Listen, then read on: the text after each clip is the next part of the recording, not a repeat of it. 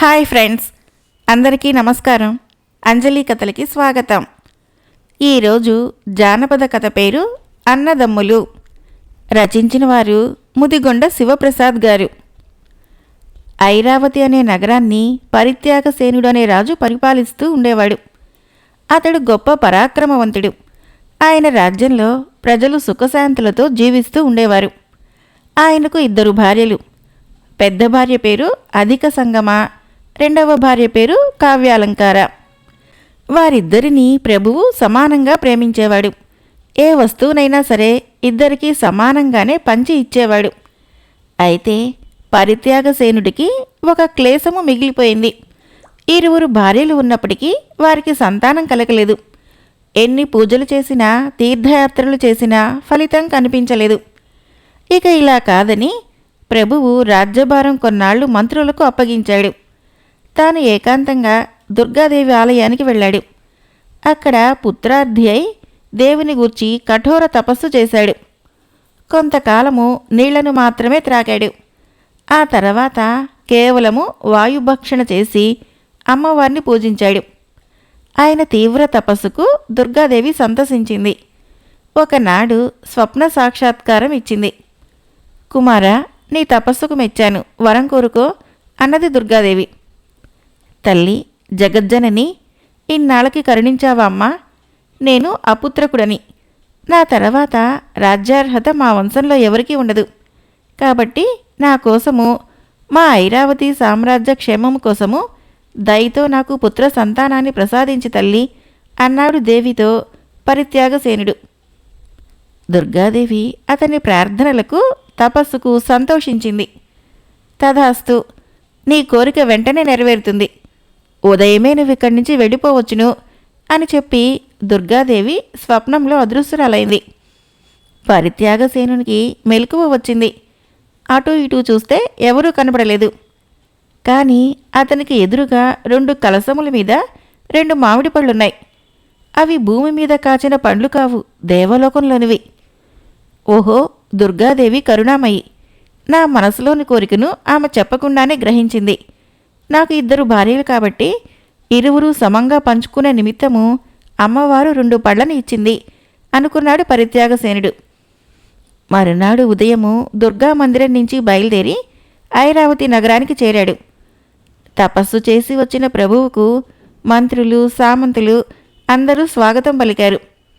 ఆ రోజు రాత్రి పరిత్యాగసేనుడు తన పెద్ద భార్య అయిన అధిక సంగమ అంతఃపురానికి వెళ్ళాడు. ఆమె భర్తకు హారతి ఇచ్చి సత్కారాలు చేసింది. రాణి, మన కష్టాలు ఈడేరాయి. దేవి మనల్ని కరుణించింది. నీకు త్వరలో సుపుత్రుడు కలుగుతాడు. ఇదిగో, అమ్మవారి ఇచ్చిన ఈ దివ్యఫలాన్ని భుజించు అని ఒక పండుని అధిక సంగమకు ఇచ్చాడు. 2వ పండు భద్రంగా తన పానుపు క్రింద దాచి ఉంచాడు. ఆ రాత్రి వారిరువురు హంసతూలికా తల్పంపైన శయనించారు. రతిక్రీడా వ్యవసుడై అలసిపోయిన ప్రభువు నిద్రపోయిన తర్వాత అధిక సంగమ ఇలా ఆలోచించింది. ఇక్కడ 2 పళ్ళు ఉన్నాయి. ఒక పండు తింటే ఒక కుమారుడు కలుగుతాడు. అలాంటప్పుడు 2 పళ్ళు తింటే 2 వీర్లు పుడతారు కదా. రాక రాక వచ్చిన దివ్య అవకాశాన్ని నేనెందుకు పోగొట్టుకోవాలి అనుకున్నది అధిక సంగమ. నిజానికి ఇందులో తాను స్వార్థంతో పాటు కొంత ఈర్ష్య కూడా దాగి ఉంది కదా. ఈ విధంగా నిర్ణయించుకొని ప్రభువు మంచి నిద్రలో ఉన్నప్పుడు ఆయన తన తల్పము క్రింద దాచిన 2వ పండును కూడా తీసుకొని భుజించింది. మరునాడు పరిత్యాగసేనుడు నిద్రలేచి తల్పము క్రింద చూస్తే పండు కనపడలేదు.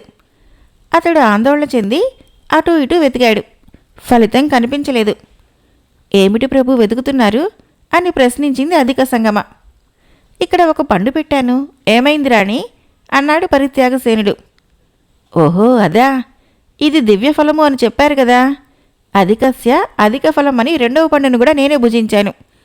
దీనివలన మహావీరులైన కుమారులు నాకు 2 కలుగుతారు అన్నది అధిక సంగమ. అది విని రాజు నివ్వెరబోయాడు. ఎంత పని చేశావు రాణి, ఆ 2వ పండు కావ్యాలంకార కోసం ఉంచవలసి వచ్చింది. ఇప్పుడు నేను ఆమెకు ఏం సమాధానం చెప్పగలను అన్నాడు రాజు ఖిన్నుడై. పోనీలేండి, కావ్యాలంకార నాకన్నా కొంచెం చిన్నది. ఈ కాన్పులు కష్టాలన్నీ ఆమెకెందుకు? నా పిల్లలు ఆమె పిల్లలు కారా ఏంటి అని ఏదో ఆ మాట ఈ మాట చెప్పి తాత్కాలికంగా రాజును సముదాయించింది.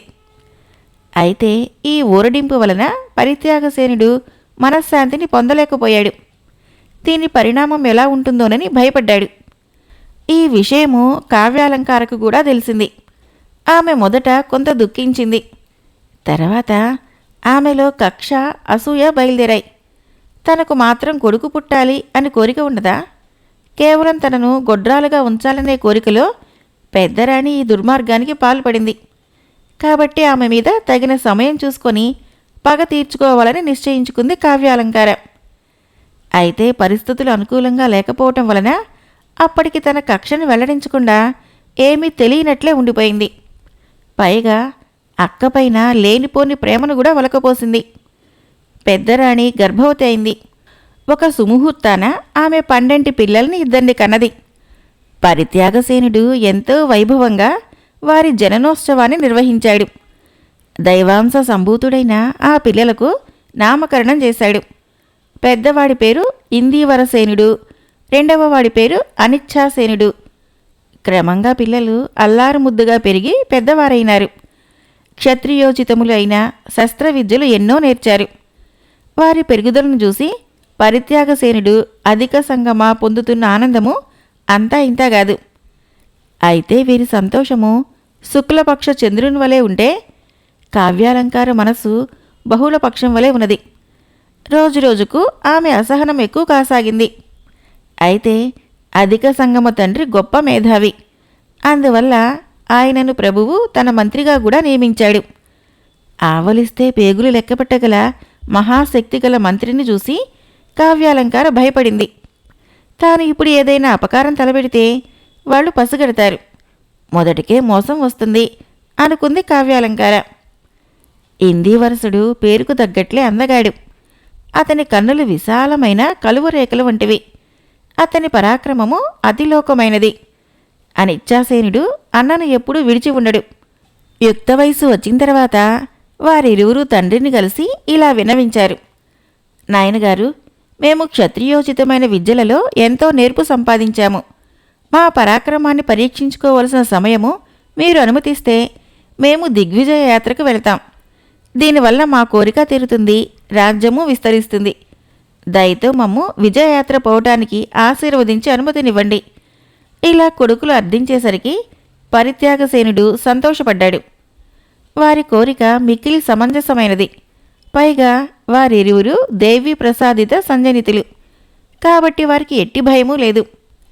నాయన్లారా, మీకు కావలసినంత సైన్యాన్ని వెంట తీసుకొని విజయయాత్రకు వెళ్ళండి. మీ వెంట సామంతులను కూడా పంపుతాను. అంతేకాదు, మీ తాతగారైన ప్రథమ సంగమార్తులను కూడా మీ వెంట తీసుకుని పొండి. ఇటు అమాత్యవర్యుడు కంటికి రెప్పలాగా కాపాడుతూ ఉంటాడు. అటు దుర్గాదేవి అనుగ్రహము ఎటుదిరిగు మీకు ఉండనే ఉన్నది. ఈ విధంగా చెప్పి పరిత్యాగసేనుడు తన కుమారుల దిగ్విజయ యాత్రకు కావలసిన సన్నాహాలు అన్నీ చేయించాడు. మంచి ముహూర్తం చూసుకొని రాజకుమారులు ఇద్దరూ తమ విజయయాత్రను ప్రారంభించారు. ముందుగా తూర్పు దిక్కును జయించారు. ఆ తర్వాత తమ ప్రయాణము దక్షిణ దిశకు సాగించారు. అక్కడి రాజులపైన విజయం సాధించి ఆ తర్వాత వారు ముందుకు సాగిపోయారు. ఈ వృత్తాంతాలన్నీ ఎప్పటికప్పుడు వారు ఐరావతి నగరానికి చేరవేస్తూనే ఉన్నారు.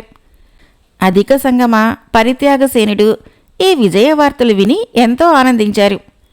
అయితే కావ్యాలంకార మాత్రము అసూయతో మండిపోయింది. ఈ అధిక సంగమ నాకు ద్రోహం చేసింది. నన్ను జీవితమంతా గొడ్రాలుగానే మిగిల్చింది. అలాంటి దుష్టురాల్ని నేను మాత్రం ఎందుకు క్షమిస్తాను? ఏదో ఒక విధంగా ఈమె కొడుకులను చంపించి పగ తీర్చుకుంటాను అనుకున్నది కావ్యాలంకార. అందుకు వెంటనే తగిన వ్యూహరచన చేసింది. ఒక గూఢాచారికి బాగా లంచం ఇచ్చింది. అతనితో ఒక దొంగ ఉత్తరాన్ని రాజకుమారులు ఉన్న యుద్ధ శిబిరానికి పంపించింది. ఆ ఉత్తరంలో ఇలా ఉంది: సేనానాయకులకు, సామంతులకు ఐరావతి చక్రవర్తి పరిత్యాగసేనుడు పంపిస్తున్న ఆజ్ఞాపత్రం. రాజోద్యోగులారా, ఈ ఉత్తరం మీకు ఎంతో బరువైన మనసుతో రాస్తున్నాను. మా కుమారులు ఇరువురు నన్ను ఎదిరించే పరిస్థితికి వచ్చారు. నేను బ్రతికి ఉండగానే నన్ను సింహాసనం నుంచి తొలగించి తాము ఈ రాజ్యాన్ని ఆక్రమించుకోవటానికి ప్రయత్నిస్తున్నారు. ఇది దేశద్రోహం క్రిందకి వస్తుంది. కాబట్టి ఈ ఉత్తరం అందిన వెంటనే మీరు దీనిని రాజాజ్ఞగా భావించి ఇందీవరసేనుణ్ణి అనిశ్చసేనుణ్ణి హతమార్చవలసిందిగా కోరటమైనది. ఇట్లు చక్రవర్తి పరిత్యాగసేనుడు. ఇలా దొంగలేఖను సృష్టించి దానిపైన కావ్యాలంకార రాజముద్రికను కూడా వేసింది. ఆ ఉత్తరాన్ని గూఢాచారికి ఇచ్చి రాజకుమారులు విడుదల చేస్తున్న స్కందావారాలకి పంపించింది. గూఢాచారి ఆ ఉత్తరాన్ని సామంతులకు అందించాడు. వారి దానిని చదువుకొని నివ్వెరపోయారు. ఒక్క క్షణం పాటు వారికి ఏం చేయాలో తోచలేదు. ఇటు చూస్తే రాజాజ్ఞ, అటు చూస్తే రాజకుమారులు. ఎవరిని వారు ఎదిరించలేరు. చివరికి వాళ్లంతా కూడబలుకుని ఒక నిర్ణయానికి వచ్చారు. మనకు ప్రభువు పరిత్యాగసేనుడు. కష్టమైన నిష్ఠూరమైన ఆయన ఆజ్ఞను అమలు చేయటమే మన కర్తవ్యం. అదే ధర్మం కూడా. ఇలా అనుకొని వారు తమకు వచ్చే కన్నీళ్లను తుడుచుకొని రాజకుమారులను చంపటానికి ఏర్పాట్లు చేయసాగారు. ఈ లోపల ఒక సైనికుడు సమీపంలోని మరొక శిబిరంలో ఉన్న మంత్రి ప్రథమ సంగమునికి ఈ వార్తను రహస్యంగా చేరవేశాడు. అయ్యా, ఇదేదో కూట సృష్టి వలె కనబడుతున్నది. బహుశా కావ్యాలంకార ఒత్తిడికి లొంగి ప్రభువు ఇలాంటి కఠోర నిర్ణయం తీసుకున్నాడని అనుకుంటున్నాను అన్నాడు ఆ సైనికుడు. ఇది విని అధిక సంగమకు తండ్రి అయిన ఆ మంత్రి ఆశ్చర్యపోయాడు.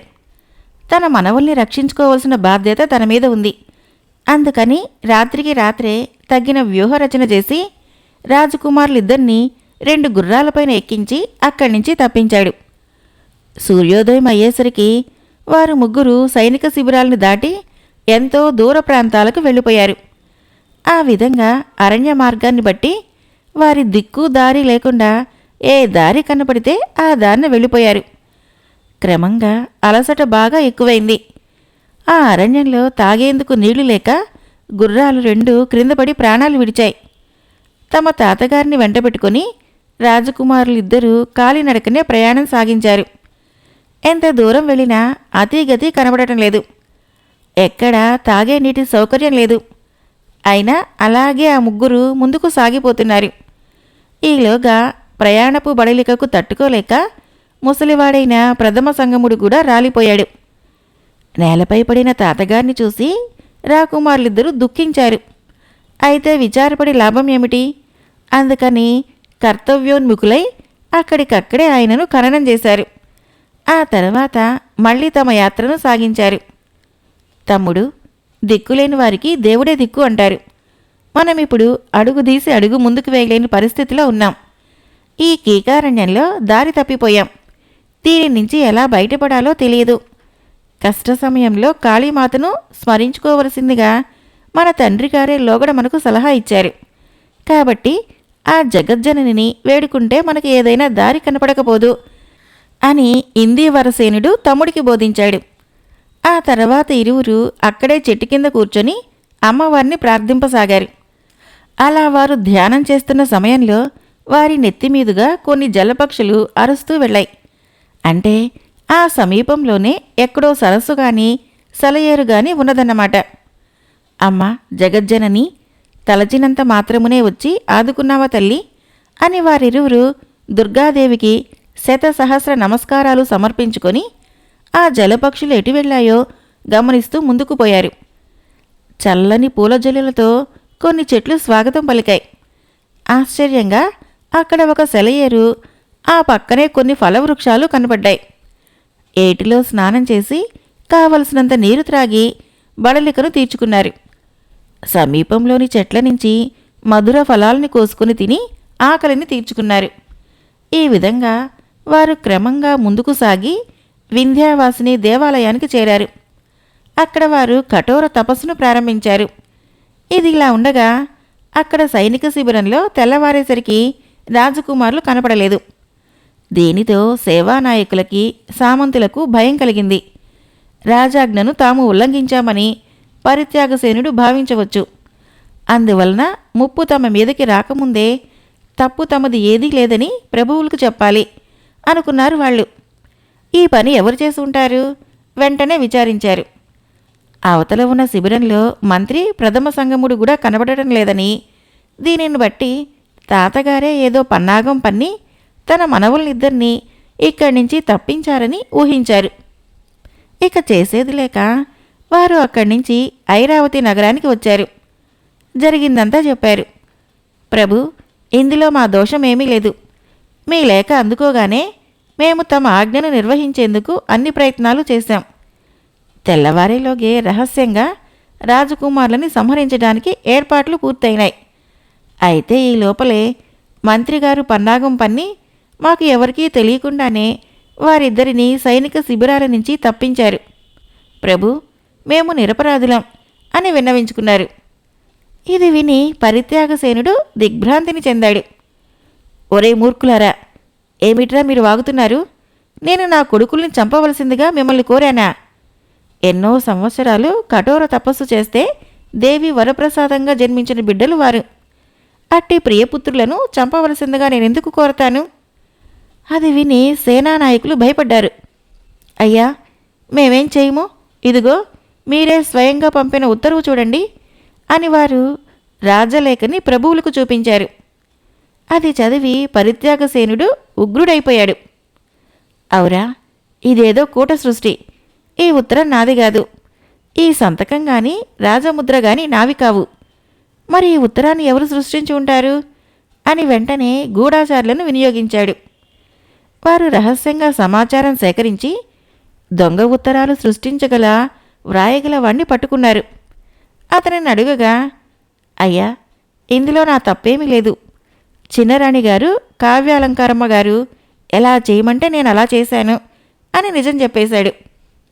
వెంటనే ప్రభువు కావ్యాలంకారిని పిలిచి నిజానిజాలు విచారించాడు. ముందు కొంతసేపు నిజం ఒప్పుకోకపోయినప్పటికీ చివరకు తెగించి వాస్తవం చెప్పింది. అవును, నేనే ఆ పని చేశాను. అయినా ఇందులో తప్పేముంది? అత్యాశతో తనకు 2 పిల్లలు కలగాలని భావించి అధిక సంగమ నన్ను గొడ్రాలుగా చేసింది. ఇది తప్పు అని మీకు అనిపించలేదా?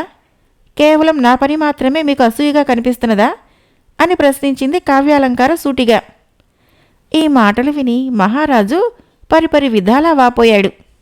ఓసి దుర్మార్గురాలా, నీ అక్క కొడుకులు నీ కొడుకులు గారా? వంశోద్ధారకులు దేవి వరప్రసాద లబ్ధులైన సుపుత్రులను చంపించడానికి నీకు చేతులు ఎలా వచ్చాయి? అయ్యో దైవమా, మా మంత్రిగారే లేకుంటే ఈ పాటికి ఎంత అనర్థం జరిగిపోయి ఉండేదో. నాయనా ఇంది వరసేనా, బాబు అనిచ్ఛాసేనా, ఎక్కడ ఉన్నారా బిడ్డలు? ఏ పాపము ఎరుగని ఈ తండ్రిని మీరు దుర్మార్గుడు అని అనుకుంటున్నారా? మిమ్మల్ని చంపాలనే ఉత్తరం రాసిన వాడి దగ్గరికి మీరెందుకు వస్తారా బాబు? అయ్యో, నిష్కారణంగా నా కుమారులను దూరం చేసుకున్నానే, వారిని విజయయాత్రకు పంపకపోయినా బాగుండేది. ఇలా పరిత్యాగసేనుడు విలపించాడు. ఆ తర్వాత కావ్యాలంకారని ఒక మందిరంలో బంధించాడు. ఆమె ఎక్కడికి వెళ్ళటానికి వీల్లేదు. దయతలిచి ఆమెకు ప్రాణరక్షణార్థము అన్నోదకాలను ఏర్పాటు చేశాడు. ఆ తర్వాత అధిక సంగమతో కూడా కలిసి పరిత్యాగసేనుడు దుర్గాదేవి పూజలు మొదలుపెట్టాడు. కొడుకులు ఎక్కడ ఉన్నా క్షేమంగా ఉండాలని, త్వరగా వారు వెనుదిరిగి వచ్చి తనను కలియాలని ఆయన కోరుకోసాగాడు. ఇదిలా ఉండగా అక్కడ వింధ్యావాసిని దేవాలయంలో నిరాహారులై ఇందివరసేనుడు, అనిచ్ఛాసేనుడు తీవ్రంగా తపస్సు చేయసాగారు. అలా వారి తపోమహిమకు ఆలయ ప్రాంగణమంతా తల్లడిల్లిపోయింది. కేవలము గాలి మాత్రమే పీలుస్తూ అన్నోదకములు మాని తపస్సు చేయడంతో వారు సొమ్ముసిల్లి పడిపోయారు. అది ఏకాంత ప్రదేశం, నరసంచారం లేని దుర్గమారణ్యం కావటం వలన వీరిని అక్కడ ఎవరూ పట్టించుకోలేదు. ఆ విధంగా వింధ్యావాసిని ఆలయ ప్రాంగణంలో రాకుమారులిద్దరూ మూర్ఛపోయారు. అప్పటికి రాత్రి అయింది. క్రమంగా పొద్దుపోయేసరికి ఆలయ ప్రాంగణంలో ఏవో కాంతులు కనిపించాయి. అయితే స్పృహ తప్పి పడి ఉన్న వారిరువురు ఆ వెలుగులను చూడలేదు. క్రమంగా ఏవో మాటలు వినిపించాయి. అవి మాత్రము అర్ధ సుషుప్తావస్థలో ఉన్న వారిరువురికి స్వప్న భాషణం వలె గోచరించింది. ఆ సందేశం ఇలా ఉంది: నాయనా ఇందివరస, నీ కఠోర తపస్సుకు మెచ్చాను. ఇక నీవు అజేయుడవి. ప్రపంచంలో ఏ దుష్టశక్తి నిన్ను గెలవజాలదు. అందుకై నీకు నేను ఒక ఖడ్గాన్ని ప్రసాదిస్తున్నాను. దీనిని తీసుకుని భద్రపరుచుకో. ఆ కత్తి నీ చేతిలో ఉన్నంతకాలము నిన్ను ఎవరూ ఏమీ చేయలేరు. అంతేకాదు, ఈ దివ్యశక్తి గల ఖడ్గము యొక్క మహిమ వల్ల నువ్వు కోరుకున్నవన్నీ సమకూరుతాయి. మీ ఇరువురికి ఇవే నా ఆశీర్వాదాలు. ఆ తర్వాత ఇందీవరసేనుడికి స్పృహ వచ్చింది. అమ్మవారు అదృశ్యం కావటం వలన తనకు కల వచ్చిందని గ్రహించాడు. అయితే తన పక్కనే దగదగా మెరుస్తూ ఒక కాంతివంతమైన ఖడ్గం కనిపించింది. ఇందీవరసేనుడు దానిని చేతిలోనికి తీసుకొని కన్నులు కద్దుకున్నాడు. వెంటనే అనిచ్చసేనుని లేపి, తమ్ముడు, మనకు దేవి అనుగ్రహం లభించింది. ఇదిగో సర్వశక్తివంతమైన దివ్య ఖడ్గం అని తమ్మునికి కత్తి చూపించాడు. అనిచ్చసేనుడు కూడా ఆనంద డోలికలలో ఓలలాడాడు. మరునాడు ఉదయము వారు స్నానం చేసి అమ్మవారిని పూజించి కొన్ని ఫలాలు నీరు స్వీకరించి వ్రతపారాయణం చేశారు. ఆ తర్వాత దేవికి మొక్కి ఆలయ ప్రాంగణం నుంచి బయటపడ్డారు. అలా తిరుగు ప్రయాణం సాగిస్తూ కొంత దూరం వెళ్ళేసరికి వాళ్ళకి ఒక అందమైన నగరం ఎదురుపడింది. అందలి ద్వారములు శిఖరములు బంగారము చేత నిర్మించబడి ఉన్నాయి. దానిని చూసి వారు ఆశ్చర్యపడి లోపలికి ప్రవేశించారు. అయితే కొంత దూరం పోయేసరికి ప్రధాన ప్రాకారము వచ్చింది. అక్కడ భయంకర ఆకారము గల ఒక రాక్షసుడు కూర్చొని ఉన్నాడు. అతన్ని చూసి, అయ్యా, మీరెవరు? ఈ పట్టణం ఎవరిది అని ప్రశ్నించారు అన్నదమ్ములు. బాటసారులారా, దీని పేరు శైలపురము. దీని పాలకుని పేరు యమద్రంష్టుడు. ఈ అసుర ప్రభువే మాకు నాయకుడు. ఆయన అజేయుడు, మృత్యువు లేనివాడు. ఆయన పేరు చెబితేనే అందరికీ భయము అన్నాడు ద్వారపాలకుడు. ఓహో, అలాగా? అయితే తప్పనిసరిగా మీ ప్రభువుల వారిని దర్శించుకోవలసిందే అన్నారు రాజకుమారులు. ఓరి మూర్ఖులారా, మీరు ఆయన దగ్గరికి వెళితే మిమ్మల్ని అప్పడాల వరే విరుచుకొని కరకరా నమలేస్తారు. ఆయన దగ్గరికి వెళ్ళటం అంటే చావు మూడినట్లే అన్నాడు రాక్షసుడు. అలాగా? అయితే తప్పనిసరిగా చూడాల్సిందే అంటూ ఇరువురు లోపలికి వెళ్ళబోయారు. ద్వారపాలకుడు కోపంతో, చెబుతుంటే మీకు అర్థం కావటం లేదా? ఒక్క అడుగు ముందుకు వేశారంటే ముందు మీ ఇద్దరినీ నేనే ఇక్కడ తినేస్తాను అని బెదిరించాడు. అప్పుడు ఇందీవరసేనుడు తన చేతిలోని దివ్య ఖడ్గంతో ద్వారపాలకుడిని ఒక్క వేటితో నరికేశాడు. ఆ తర్వాత నిర్భయంగా లోనికి ప్రవేశించారు. అంత పెద్ద నగరంలో ఎక్కడా జనసంచారం లేదు. అందుకు వింతపడుతూ వాళ్ళు ముందుకు వెళ్లారు. క్రమంగా అంతఃపురం వచ్చింది. ద్వారపాలకుడు చెప్పినట్లే అక్కడ ఒక సింహాసనం మీద భయంకర రాక్షసుడు కూర్చొని ఉన్నాడు. అతనిని చూసి ద్వారపాలకుడు చెప్పిన యమద్రంష్టుడు ఇతడై ఉంటాడని ఇందీవరసేనుడు ఊహించాడు. ఆ రాక్షసుని వద్ద ఇరువురు స్త్రీలు కూర్చొని ఉన్నారు. అందులో ఒక ఆమె వివాహిత, రెండవ ఆమె కన్యక. లోపలికి వస్తున్న రాజకుమారులను వారు కూడా చూశారు. ఓరి నరమానవులారా, మీరు ఎవర్రా నిర్భయంగా నా అంతఃపురంలోకి ప్రవేశిస్తున్నారు అని గాండ్రించాడు యమద్రంష్టుడు. ఓరి రాక్షసాదమా, నీ పరాక్రమేమిటో చూద్దామని ఇలా వచ్చాము అన్నాడు ఇందీవరసేనుడు. ధిక్ ధిక్, నా అనుమతి లేకుండా నా అంతఃపురంలోకి ప్రవేశించడమే కాకుండా నా పరాక్రమాన్ని కూడా పరీక్షిస్తావుట్రా భడవా, నిన్ను ఇప్పుడే చప్పరించేస్తాను అంటూ సింహాసనం మీద నుంచి రౌద్రాకారుడై లేచాడు. ఈ వింతనంతా అక్కడ ఉన్న స్త్రీలు ఇద్దరూ గమనిస్తున్నారు. అందులో కన్యకగా ఉన్నామే ఇందీవరసేనుని చూసి మోహించింది. ఈలోగా రాక్షసునికి ఇందీవరసేనుడికి యుద్ధం ప్రారంభమైంది. యమద్రంష్టుడు తన మాయాజాలాన్ని రాకుమారులపైన ప్రయోగించాడు. అయితే వారు దానిని తమ దివ్య ఖడ్గంతో తిప్పికొట్టారు. యమద్రంష్టుడికి ఆశ్చర్యం వేసింది. అతని జీవితంలో ఇంతవరకు ఎవరూ ఎదురు నిలవలేదు సరికదా, బతికి బయటపడలేదు కూడా. అయితే ఈ మానవుడు ఎవరో అవలీలగా తన ఎదుట నిలబడటమే కాకుండా తన మాయాజాలాన్ని కూడా ఛేదిస్తున్నాడు. దీనితో యమద్రంష్టుడు సరికొత్త రాక్షస మాయలను ప్రయోగించాడు. వానిని కూడా ఇందీవరసేనుడు ఛేదించి దివ్య ఖడ్గముతో యమద్రంష్టుని తలను నరికేశాడు. ఒకే దెబ్బతో రాక్షసుని తల నేలపై పడింది. అయితే చూస్తుండగానే అత్యాశ్చర్యంగా తల భూమి మీద నుంచి లేచి మళ్ళీ రాక్షసుని మొండానికి అతుక్కున్నది. యమద్రంష్టుడు వికటాట్టహాసం చేసి ఇందీవరసేనుడిపైకి దూకాడు. రాకుమారుడు మళ్ళీ రాక్షసుని తలని నరికాడు. కొంచెం దూరం నుంచి దీన్ని చూస్తున్న కన్యకామణి, ఓ ఈ రాకుమారా, నరికిన తలను నిలువుగా చీల్చి అటు ఇటు పడే అని అర్థం వచ్చేటట్లు చేతితో సైగలు చేసి చూపించింది. మళ్లీ తల అతుక్కున్న యమద్రంష్టుడు, క్రోధంతో రాకుమారుని పైకి దూకాడు. ఈసారి ఇందీవరసేనుడు తన దివ్య ఖడ్గంతో యమద్రంష్టుని తలని నరకటమే కాకుండా క్రిందపడ్డ తలను రెండుగా చీల్చి అటు ఇటు పడవేశాడు. దానితో తల మళ్ళీ అతుక్కోలేదు. యమద్రంష్టుని మొండము క్రింద పడిపోయింది.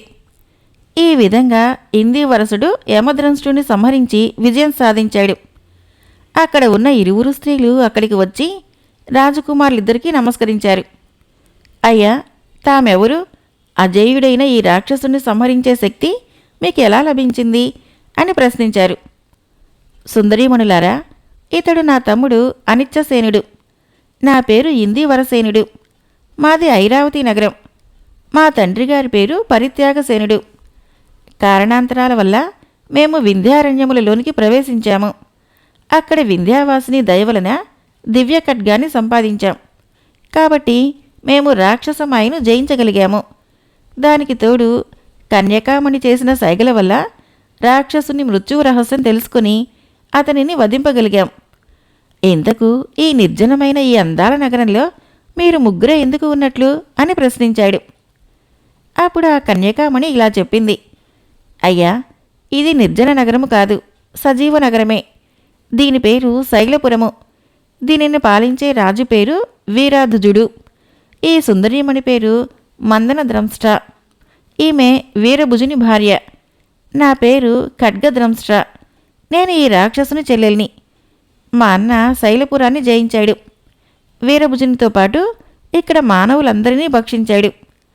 మహాసౌందర్యవతి కావటం వలన మదనద్రంష్టను భక్షింపలేదు, సరికదా తన భార్యగా చేసుకున్నాడు. ఈ విధంగా బయట ద్వారపాలకుడు, అంతఃపురంలో మేము ముగ్గురము మిగిలాం. అయ్యా, నేను చూడటంతోనే నీపై నాకు అనురాగం కలిగింది. ఇతనిని జయించి ఎదురు నిలిచిన వీరులు ఇంతవరకు భూమిలోనే ఎవరూ లేరు. అందువల్ల నీ పరాక్రమాన్ని చూసి నేను ఆకర్షితురాలినయ్యాను. మా అన్న మరణించినందుకు నాకేమీ దుఃఖంగా లేదు. నీవు నన్ను అనుగ్రహిస్తే గాంధర్వ విధిలో వివాహం ఆడదాము అన్నది ఖడ్గద్రంష్ట. ఇందీవరసేనుడు అందుకు అంగీకరించాడు. ఆ విధంగా రాకుమారునికి ఆ కన్యకామణికి వివాహమైంది. కొద్ది రోజుల తర్వాత ఇందీవరసేనుడు అనిచ్చసేనుణ్ణి పిలిచి ఇలా చెప్పాడు. తమ్ముడు, మన తల్లిదండ్రులు ఎలా ఉన్నారో ఏమో, మనం ఏమైపోయామో తెలియక వారు తప్పకుండా బెంగపెట్టుకుని ఉంటారు. ఇప్పటికే బాగా ఆలస్యమైంది. రేపు నువ్వు ఐరావతి నగరానికి వెళ్ళు. మనం ఇక్కడ సుఖంగా ఉన్నామని, సమస్త సుఖాలని అనుభవిస్తున్నామని చెప్పు. వింధ్యావాసిని దయవలన మనకు దివ్య ఖడ్గము లభించిన విషయం కూడా వారికి విన్నవించు అని చెప్పాడు. అలాగేనని అనిచ్చసేనుడు అంగీకరించాడు. మరునాడు ఉదయము ఇందీవరసేనుడు దివ్య ఖడ్గాన్ని ప్రార్థించి ఒక ప్రయాణ సాధనాన్ని ఇవ్వవలసిందిగా వేడుకున్నాడు. వెంటనే ఒక అందమైన విమానము అక్కడ దర్శనమిచ్చింది. దానిని చూసి అన్నదమ్ములు ఇరువురు సంతోషించారు. తమ్ముడు, నీవు ఈ విమానాన్ని ఎక్కి ఐరావతి నగరానికి వెళ్ళు. తల్లిదండ్రులతో అన్నీ చెప్పి వారి దర్శనం చేసుకున్నాక వెంటనే ఈ విమానం మీద ఇక్కడికి తిరిగి వచ్చి మన నగరంలోని విశేషాలన్నీ చెప్పు అన్నాడు ఇందీవరసేనుడు. అలాగే అన్నగారు అని అనిచ్చసేనుడు ఇందీవరసేనుడి పాదాలకు నమస్కరించి దివ్య విమానంలో కూర్చున్నాడు. మనసులో వింధ్యావాసిని దేవిని స్మరించుకున్నాడు. తక్షణమే విమానము గగనతలానికి ఎగిరింది. చూస్తుండగానే అది వాయువేగ మనోవేగాల్ని దాటి ఐరావతి నగరాన్ని చేరింది. అనిచ్చసేనుడు వెళ్ళి తల్లిదండ్రులను కలుసుకున్నాడు. కొడుకును చూసేసరికి వారికి ఆనందము, దుఃఖము రెండూ ఒకేసారి కలిగాయి. బాబు అనిచ్చసేన, మీ అన్న ఏమైనాడురా? ఇన్నాళ్ళు మీరు ఎక్కడ ఉన్నారు? నీవు ఇప్పుడు ఎక్కడి నుంచి వచ్చావు? నేను మిమ్మల్ని చంపవలసిందిగా లేఖ రాసినట్లు కూట సృష్టిని చేశారు.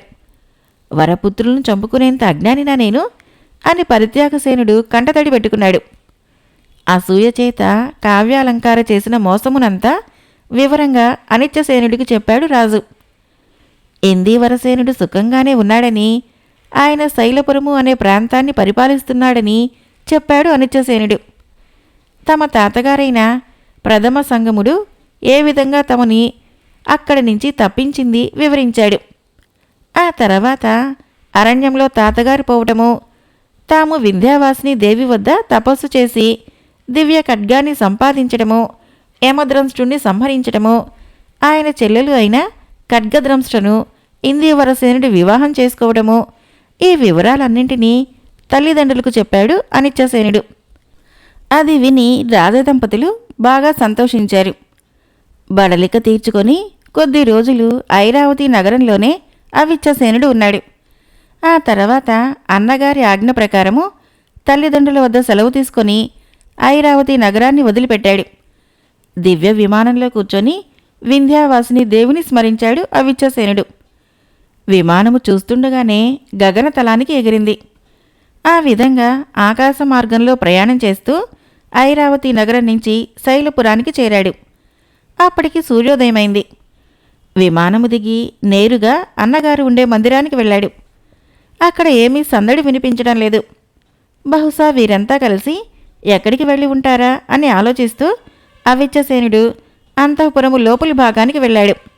అక్కడ ఒక హృదయ విదారకమైన దృశ్యాన్ని చూశాడు. తన సోదరుడు ఇందివరసేనుడు భూమిపై పడి ఉన్నాడు. ఆయన పక్కనే కూర్చొని ఖడ్గద్రంష్ట్ర, మదనద్రంష్ట్ర ఇద్దరూ ఏడుస్తున్నారు. ఈ సన్నివేశం చూసి అనిచ్చసేనుడు చలించిపోయాడు. అయ్యో, మా అన్నగారికి ఏమైంది? ఎందుకు మీరిట్లా ఏడుస్తున్నారు అని ఆందోళనతో అనిచ్చాసేనుడు ప్రశ్నించాడు. అతన్ని చూడగానే వారిద్దరూ ఇంకా పెద్దగా ఏడవసాగారు. అన్నగారి స్థితి చూసేసరికి అనిచ్చసేనుడికి దుఃఖం ఆగలేదు. తానే నిగ్రహించుకోలేనప్పుడు ఆడవాళ్ళనిద్దరినీ తాను ఏ రకంగా ఓదార్చగలడు? వదినా, మా అన్న ఎందుకు ఇలా పడి ఉన్నాడు అంటూ కన్నీళ్లు తుడుచుకుంటూ ప్రశ్నించాడు అనిచ్చసేనుడు. అప్పుడు ఇందీవరసేనుడు భార్య ఖడ్గద్రంష్ట్ర మరిదితో ఇలా చెప్పింది. బాబు విను, నీవు మీ ఐరావతి నగరానికి వెళ్ళిన తర్వాత ఇక్కడ ఒక జరగకూడని సంఘటన జరిగింది. ఒకనాడు నేను స్నానార్థము అంతఃపురాన్ని వదిలిపెట్టి వెళ్ళాను. దిగుడు బావిలో స్నానం చేసి ఈదులాడాను. అలా ఎంతసేపు జలక్రీడలు ఆడానో నాకే తెలీదు. అలా ఆలస్యంగా నేను అంతఃపురంలోనికి వచ్చేసరికి ఈ మదనద్రంష్ట్ర నా భర్త అయిన ఇందీవరసేనుడితో పక్క మీద పడుకొని ఉండగా చూశాను. అవురా, ఇది ఎంత అన్యాయం చేసింది! ఈమె నాకు వదిన కావాలి, అలాంటిది నా కాపురానికే ఎసురు పెట్టింది. ఈ దృశ్యాన్ని చూసి నేను సహించలేకపోయాను. అప్పుడు ఏమీ మాట్లాడకుండా ఊరుకున్నాను. అయితే తెల్లవారే లోపల ఇందీవరసేనుడు నిద్ర లేవకముందే ఆయన పక్కన ఉన్న దివ్య ఖడ్గాన్ని తీసుకొని నిప్పుల్లో పడవేశాను. ఈ విధంగా కత్తి కాలిపోయి మసకబారింది. సూర్యోదయం అయ్యేసరికి ఇందీవరసేనుడు ఇలా పడిపోయాడు. అది చూసి పెద్దగా ఏడుస్తూ మదనద్రంష్ట్రను తిట్టింది. ఓసి రాక్షసి, నువ్వు రాక్షసునకు చెల్లెలువు. అందువలన నీ అసురు బుద్ధి ఎక్కడికి పోతుంది? నేను రాజకుమార్తెను. ఒక రాజు భార్యను బలవంతంగా మీ అన్న నన్ను ఈ శైలపురానికి తీసుకొని వచ్చాడు. అయినా నాలో మానవ గుణాలు ఎక్కడికి పోతాయి? ఇందీవరసేనుడు నన్ను పొందినంత మాత్రాన నేను దుర్మార్గురాలనేనా? అతనుడు దుష్టుడైనాడా? ఆ మాటకు వస్తే నీవు మృత్యురహస్యం చెప్పి నీ సొంత అన్నను సంహరించావు. దానవకన్యవు అయి ఉండి కూడా రాజకుమారుడిని పెళ్లి చేసుకున్నావు. ఇప్పుడు అసూయతో ఆ వీరుడి దివ్య ఖడ్గాన్ని నిప్పుల్లో పడవేశావు. ఈ విధంగా అతని ప్రాణం మీదకి తెచ్చావు అంటూ నోటికి వచ్చినట్లల్లా తిట్టింది. ఆమె తిట్లు భరించలేక నా భర్త పడిపోయాడు, నేను కూడా పోతాను, నన్ను చంపెయ్యి అని నేను మదనద్రంష్ట్రను కోరాను. ఆమె నన్ను తిడుతూ క్రిందపడి ఏడుస్తున్నది అని జరిగిందంతా చెప్పినది ఖడ్గద్రంష్ట్ర. అనిచ్చాసేనుడు ఇదంతా విన్నాడు. అటు తన ప్రాణానికి మిన్న అయిన అన్నగారు పోయారు. ఇటు దివ్య ఖడ్గము మలినమై తన శక్తిని కోల్పోయింది. ఇక తాను మాత్రం జీవించి ఏం ప్రయోజనం? అందుకని పెద్దగా రోధిస్తూ, అన్నయ్య, నన్ను వదిలిపెట్టి నువ్వు ఎక్కడికి వెళ్తావు? జీవించినా మరణించినా మనమిద్దరము కలిసే ఉండాలి. ఇదిగో నేను కూడా నీతో పాటే వస్తున్నాను అంటూ వరనించి ఖడ్గాన్ని తీసుకొని తనను తాను నరుక్కోవటానికి ప్రయత్నించాడు. అమ్మా దుర్గాదేవి, నన్ను బలి తీసుకొని నా అన్నని కాపాడు అంటూ అనిచ్చాసేనుడు తనని తాను నరుక్కోబోయాడు. మహావీరా, ఆగు, దుస్సాహసం చేయకు అంటూ ఆకాశవాణి వినిపించింది.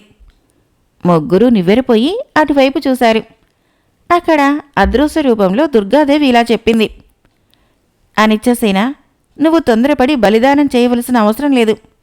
నిజానికి మీ అన్న చనిపోలేదు. దివ్య ఖడ్గము మంటల్లో పడి మలినమైపోయింది. అది తన శక్తిని కోల్పోయింది. ఆ కారణం చేత మీ అన్న చైతన్యం లేకుండా పడిపోయాడు. ఇది మూర్ఛయే కాని మరణం కాదు. ఇక కొద్దిసేపట్లో ఆ కత్తి పవిత్రమైతుంది. నిజానికి వీళ్ళిద్దరూ పూర్వజన్మలో ఇందివరసేనుని భార్యలు. హిమాలయ పర్వత సానువులలో ముక్తాపురము అనే నగరం ఉంది. దానిని ముక్తాసేనుడు అనే విద్యాధర రాజు పరిపాలిస్తూ ఉండేవాడు. ఆయన భార్య పేరు కంభూమతి. వారికి 20 కుమారులు కలిగారు. వారి పేర్లు పద్మసేనుడు, రూపసేనుడు. వారిలో పెద్దవాడైన పద్మసేనుడు ఆదిత్యప్రభ అనే పేరుగల విద్యాధర రాజకన్యకను వివాహం చేసుకున్నాడు. ఆదిత్యప్రభకు ఒక చెలికత్తె ఉంది. ఆమె పేరు చంద్రమతి. పద్మసేనుడి సౌందర్యాన్ని చూసి ఆమె కూడా అతన్ని వరించింది. ఆమె మాట కాదనలేక పద్మసేనుడు చెలికత్తెను కూడా వివాహం చేసుకున్నాడు. ఈ విధంగా పద్మసేనుడికి 2 భార్యలు లభించారు. అయితే అప్పటి వరకు సఖ్యతగా ఉన్న ఆదిత్యప్రభ, చంద్రమతి సవతులుగా మారినప్పటి నుంచి పరస్పరము కొట్టుకోసాగారు. ఈ వివాదము క్రమంగా ముదిరి పాకాన పడింది. దీనితో పద్మసేనుడికి మనశ్శాంతి కరువైంది. చివరకు సంసారమంటే విసుగు పుట్టింది. తన తండ్రి అయిన ముక్తాసేనుని పిలిచి ఇలా చెప్పాడు.